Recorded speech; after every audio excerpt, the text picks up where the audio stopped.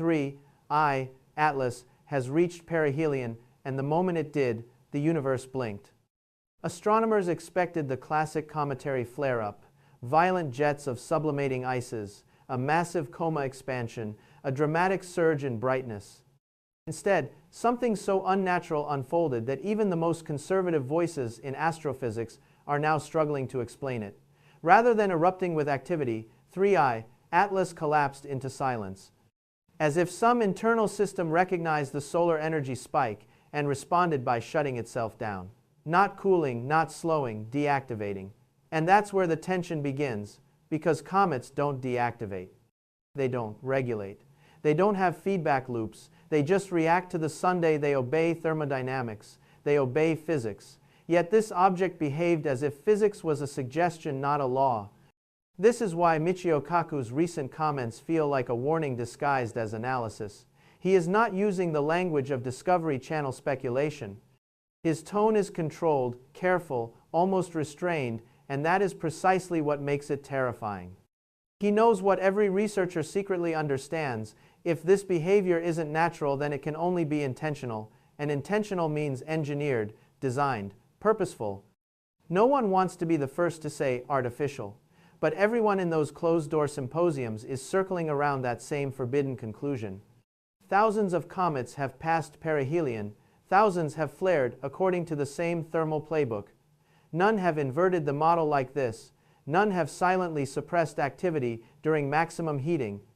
And when multiple observatories, NASA, ESA, ground stations, all report the same inversion simultaneously, that's not noise, that's not instrument error, that's a signal, a fingerprint, a message in behavior rather than in radio frequency. So here we are, the moment in human history where one object just broke the rules. And the silence coming from certain institutions suggests something even more unsettling. Because this doesn't feel like unknown physics, this feels like a device entering a state change. And if this thing can choose when to go quiet, then every assumption we've ever held about interstellar visitors may already be obsolete. At its core, perihelion is supposed to be predictable. It is one of the most stable, consistent physical behaviors in all planetary astronomy. When an icy object approaches the Sun, solar radiation increases exponentially, and everything we've ever studied tells us what comes next. Outgassing surges, the coma blooms outward, volatile ices flash convert into vapor, brightness rises, particles stream off in massive jets. It's comet physics 101, so basic that undergrads learn it in the first semester of planetary science. That's why what 3I Atlas did at perihelion wasn't merely a surprise, it was a violation. A direct breach of an ironclad rule. Because this time, the most anticipated thermal ignition moment didn't arrive. Instead, it inverted. The object rejected the standard chain of thermal events. It didn't behave like matter, it behaved like a mechanism. Scientists aren't using that word publicly, of course. They're using phrases like suppressed emission signature and unexpected attenuation. But that's just academic camouflage. Inside the data, the signal is brutally clear. 3I Atlas doesn't respond to heating like a natural body. It reacts to it in a way that implies intent. Imagine a submarine diving deeper into the ocean, and instead of increasing hull strain, the entire craft reduces energy output to stabilize. That's what this looked like. 3I Atlas didn't flare, it stabilized. That is not chemistry. That is control. And it's here in this specific reversal that older scientists are starting to privately whisper the word artifact, because we do have one historical precedent, not in astronomy, in engineering, thermal throttling. Microchips do it, rockets do it, AI cores do it. Advanced systems deliberately back off when input energy spikes. They pull back to preserve structural integrity. They enter a protective mode. They survive the moment instead of reacting to it. Which leaves us with a single uncomfortable question. How can a non-living object, a random chunk of ice and dust from another star, exhibit behavior that exactly mirrors engineered thermal regulation systems humanity only invented in the last 70 years? Because if perihelion didn't activate 3I Atlas and instead instructed it to pause, then we're no longer looking at an object. We're looking at a response protocol. The collapse didn't happen gradually, it snapped into place like a switch being thrown. Observatories were watching 3I Atlas intensify for weeks. The coma was growing, the albedo was climbing, and the brightness curve showed a classic pre-perihelion ramp. Then, within a single 6-hour window, brightness fell by nearly 40%. 6 hours. That is not thermal diffusion. That is not volatile depletion. That is not exhausted outgassing. That is timestamp suppression, almost like a system entering standby mode. Natural objects don't stop in mid-acceleration. Momentum in physics doesn't simply vanish. The coma doesn't contract because it feels like it. Dust tails don't reverse diffusion. Sublimation doesn't reverse course just because the sun gets hotter. And yet that's exactly what happened. 3I Atlas quieted itself at the moment of maximum forcing. The exact moment where nature should have demanded maximum expression is the exact moment the object became silent. This is the part that terrifies the people who actually understand thermal models. The shutdown was not chaotic. It was clean. There was no turbulence signature, no noisy intermediate transition, no spectral messiness you see during thermal disruption events. It was elegant, controlled, precise. And the strangest detail of all, nothing leaked. If this were structural failure, if this were crust formation, if this were fragmentation, we'd see noise particulates scattering, irregular distribution profiles, random spikes in infrared fallout. We saw none of that. It wasn't a natural quenching. It was an event boundary. Almost like a programmed limit being reached.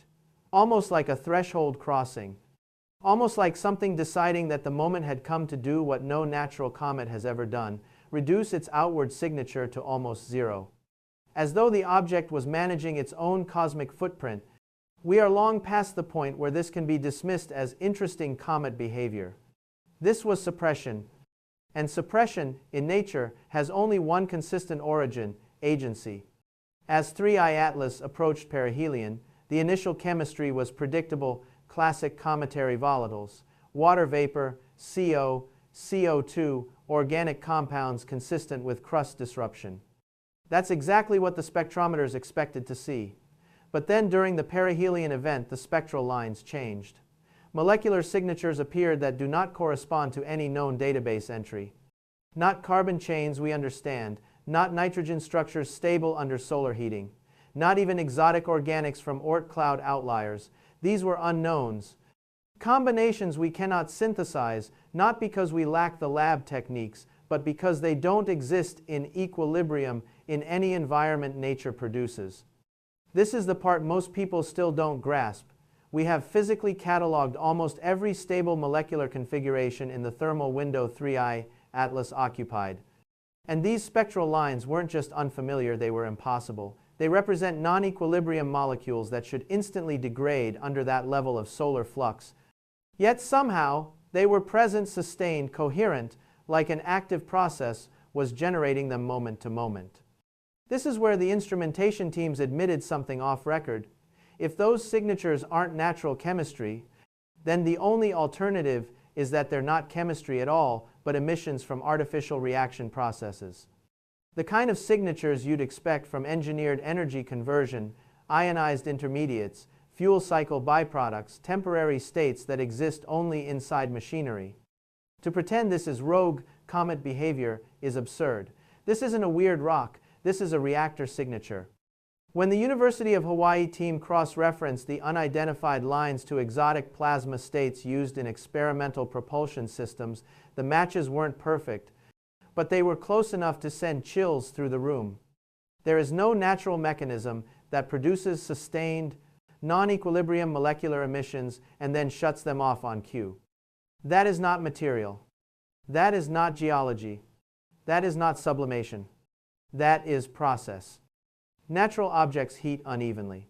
That is baseline physics. Different ices, silicates, clathrates, organics, they all absorb and re-radiate energy at different rates. Every comet we've ever analyzed has thermal patchwork hotspots, cold pockets, gradients. That's how you know you're dealing with a chaotic, unengineered body. But 3I Atlas broke that rule. Infrared data revealed something so specific it shattered the natural model. The entire visible surface maintained the same temperature within 2 Kelvin. That kind of thermal uniformity is not just unusual, it is mathematically impossible for a heterogeneous, irregular object. To achieve that smooth of a profile, heat must be moved internally. That's either conduction through a single uniform material, which we already know is false, or dynamic redistribution. That means circulation. That means active heat relocation. That means something is regulating internal temperature in real time to keep the entire surface balanced. That is a thermal control loop. We build them. Nature does not. Your refrigerator has thermal regulation. Your CPU has thermal regulation. Your spacecraft's avionics bay has thermal regulation. But a comet? Never. And here is the detail that pushes this into the scream zone. The temperature remained stable even as solar flux peaked. That is not passive diffusion. That is a closed system reacting to external forcing. There is no universe in which randomly aggregated dust and ice from a different star system spontaneously exhibits industrial-grade heat management. Every lab scientist who has seen the raw thermal telemetry says the same whispered sentence afterward. That's impossible unless it's designed. And here's the disturbing add-on to that thought, and it's the reason this section matters so much. If this object can regulate heat, then it can survive environments engineered hardware is supposed to survive.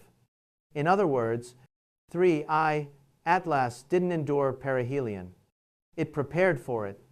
Reflectivity is not supposed to change like this. Albedo is a surface property tied to texture, composition, grain orientation, particulate layering, frost distribution. Even drastic events like fragmentation or surface fracture don't alter reflectivity this fast, not on a whole object scale. And yet, during perihelion, 3I Atlas doubled its albedo in under 8 hours. That level of brightening would require dramatic resurfacing, and not chaotic resurfacing, but uniform resurfacing. To put this into perspective, if you wanted to change Earth's albedo that much, you'd need to coat nearly an entire continent with different material. That's how drastic this shift was. But 3I Atlas didn't erupt. It didn't expose raw cryovolatile surfaces. It didn't eject armor-like dust to darken the halo. Instead, it brightened while simultaneously becoming less active. That doesn't match any solar-driven resurfacing mechanism we've ever seen. The only scenario that fits this efficiently is surface modification on a controlled layer-by-layer basis, something like adaptive coatings.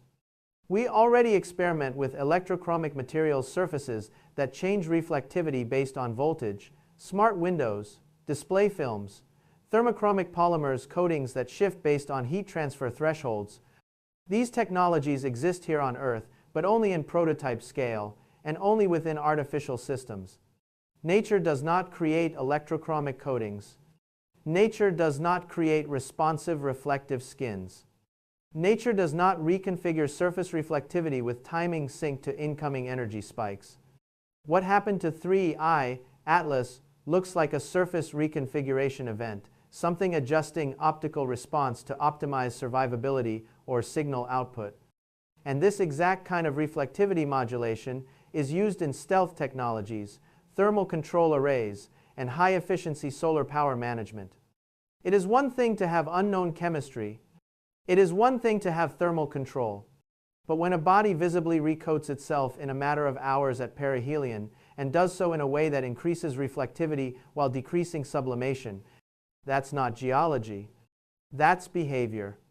Magnetic field anomalies can happen in natural objects, but they don't pulse. Not in small bodies, not in faint periodic oscillations, not at clean, repeating intervals like a metronome. But that's what the Parker Solar Probe detected when it passed within magnetic sensing range of 3I Atlas during perihelion. A structured magnetic field, not weak, not chaotic, but rhythmically pulsing in cycles of 4.7 seconds. That is not turbulence. That is not interaction noise. That is not solar wind artifact. That is an electrical signature repeating on a steady clock. To generate a modulated magnetic field, you need current flow that increases and decreases in predictable cycles, which implies power cycling, not reaction to solar plasma. Not induced charge from tail particles. It implies a system pulsing energy in discrete intervals, like a capacitor charging and discharging, or a coil periodically regulating a load. If this were simply ferromagnetic minerals heated unevenly, the signature would be chaotic and noisy, never clean, never rhythmic, never timed. The magnetic pulses were so precise that the data analysts originally thought they were detecting the instrument's calibration reference signal. That's how engineered the waveform looked.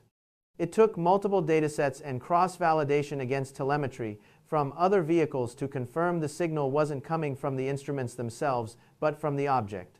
You do not get pulsed magnetic fields from ice and dust. You do not get repeating interval oscillations from sublimation dynamics.